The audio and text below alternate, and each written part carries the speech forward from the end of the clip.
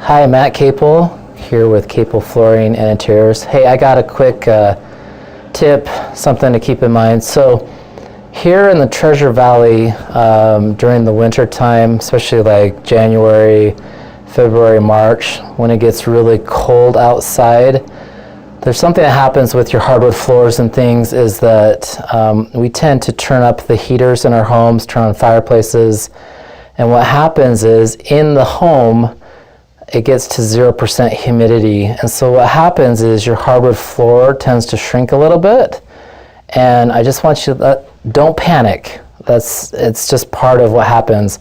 I kind of have a joke with my wife that when my knuckles start to crack from being dry, we're going to get a call from somebody that's panicked because their wood floor is starting to shrink. And it happens a lot this time of year, especially in February. And it's just because it gets dry inside homes. So the best thing you can do, besides don't panic, is it's good to run a humidifier in your home. It's good for air quality and for breathing. And boil some water, things like that. That'll get some moisture back in the air. It's actually good for your health as well as for your hardwood floors too. And just don't panic, give it some time. Usually once the spring rolls around, we get a little bit more moisture in the air, things like that. It tends to expand back out. But if you have any questions or concerns, please give us a call and we'll definitely talk it through with you, or shoot me an email, comment below. I'll be sure to respond.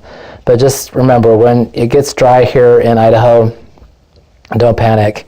Your wood floor is going to shrink a little bit, and that's just part of how wood works. So I appreciate you taking time to watch this video. If you have any questions, please let me know, and I will answer it for you. Thanks so much.